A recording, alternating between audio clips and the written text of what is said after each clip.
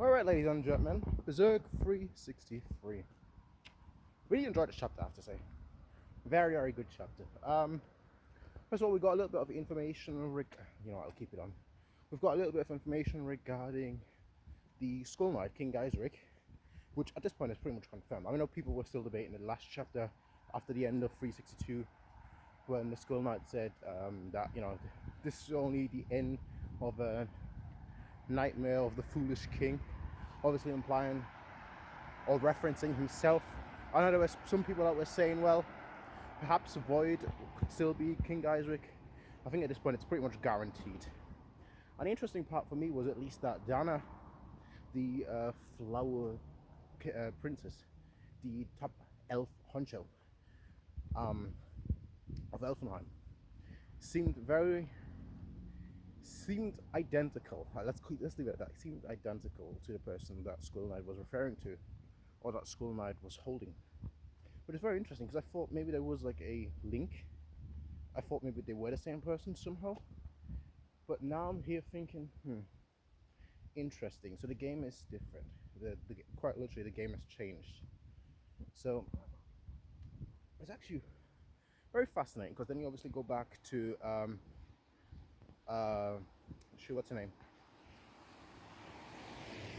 The car passing by, which is so loud that you can't hear me. But then you go back to Shirkei's master, whose name escapes me right now, who I think, what she did, the taboo that she, because obviously that was mentioned in this chapter, I think the taboo that she did was essentially to bring back Geyserich alive. I think he had died, which is why he's now in the astral plane. And because of her, her experience as a witch, commanding astral, so loud, full-on utility truck passing by. But like, on the next car. Go on. What I think she did is like she went into the astral phase, grabbed out his essence, the idea of King Geyserich. Because King Geyserich was feared as like this legendary figure, so there might be some strong resonance. In a similar vein that you have all these mythological beings that existed purely because of the idea of them. And I think with Geyserich it could be the same, that his legend stretched out that much. That like he had like a not ethereal body, but he had a mythical being that was conceived of his damn it, I'm going into the park in the middle of the night and it's still this loud. Yeah, but it had like a mythical being conceived of his idea. And I think what she did is because she loved him so much that she like grabbed his essence out, which is why he doesn't have a physical body, which is why he's not in the physical world, but rather in the astral plane, which I found very interesting. I might reading this like, I know people have said previously in the past that like with Geyserich, you predominantly see him during the night, and that is true for most Skull Knight, right? With Skull Knight, you predominantly see him during the night, which is why people are saying, well, he's very, very similar to these astral beings, and he doesn't have a physical form, but he was also there during daylight. So to me, it's like a case of, is the camera here? It seems like there's a raindrop on the camera. But to me, it seems like, because when you think back, right, when you think back on like the first time Guts met Skull Knight, so Guts, being awake, when he wakes up from the eclipse and whatnot, Casca obviously sees her and Guts' baby tainted by the evil from Femto. But after all the creatures disappear due to sun appearing, Skull Knight is still there.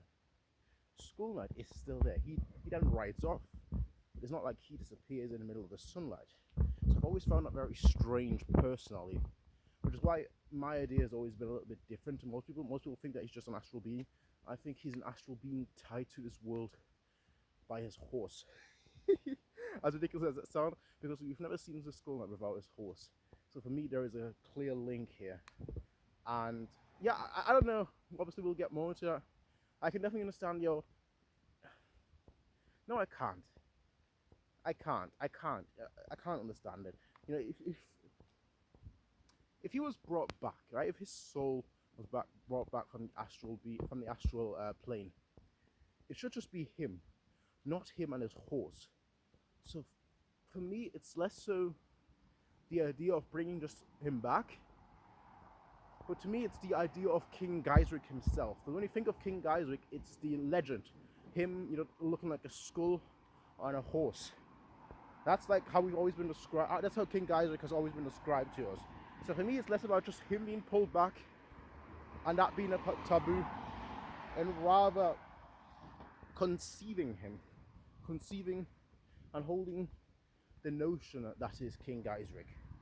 Now, of course, the big cliffhanger at the end is with Guts and the Moonlight Boy, Griffiths. What I'm looking forward to the next chapter, to be completely honest, is whether Casca recognizes who he is. And I found it very, very cool as well. Very sly little hint.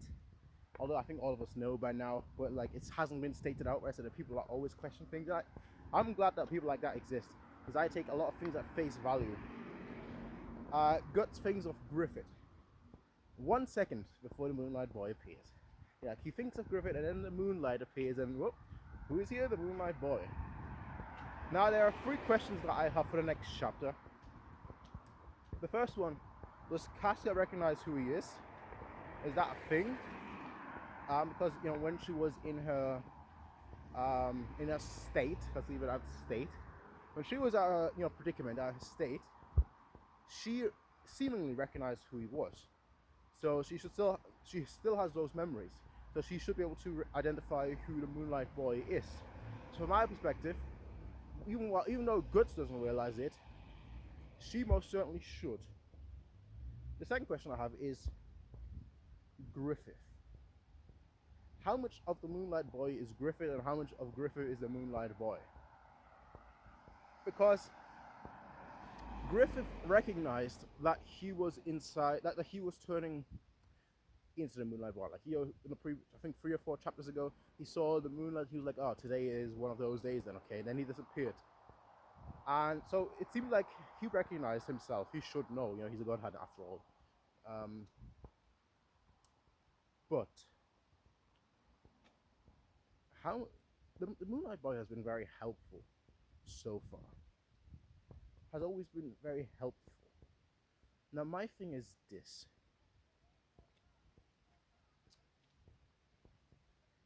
Is Griffith ever gonna take hold of him?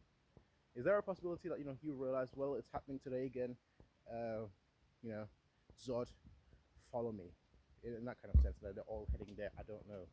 It's difficult to say, because we have so little information, which is actually what makes these sets of chapters very much entertaining, because we're actually getting a lot of information. You know, the thing that we've been speculating for years and years about Skull Knight, we suddenly know not all there is to know about him, but for the most part we know what there is to know about him, which makes it very, very entertaining and very, very fascinating, to be completely honest. At the end of the day, though, we are at a point currently in the story where we're going to get more information, but we're going to get a lot more questions too. And that's kind of what, you know, the best part of Berserk, when we get to finally figure things out. But the very interesting thing about this Fantasia arc is that this is the halfway point. I would consider the halfway point Casca gaining her sanity back. That is what I would consider the halfway point. Usually the second half of the arc is usually where things just escalate times 100. So me, right now, I'm thinking, how could it escalate times 100? And the only way I could see that happening is if Elfenheim was being invaded. And how would they find it? The Moonlight Boy. Because why I think Griffith has a significantly bigger hold of the Moonlight Boy, has a significantly bigger control of the Moonlight Boy than many of us were previously assuming. And that's at least my assumption. Now, we'll see obviously how it all pans out. I'm very much entertained and interested by the current situation. And then there is, of course, a season or two and the Witches. Okay. People hate Isidro. I don't see it. People hate Puck. I don't see it. I thought this chapter was funny. I thought their part was funny. I know people really don't dislike that comedy because Puck has basically just become a comedic aspect, chestnut Puck. But to me, I don't mind. We've got other characters that are now, more serious.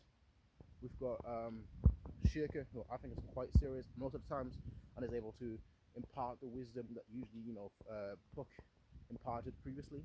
So for me, I look at all that. I'm like, I like what I'm seeing. I like where everything is heading. And now, scumbags, I don't have to wait until the next chapter. It is what it is. It is what it is. Hope a little bit more of like backstory to Skull Knight. I think most of us do.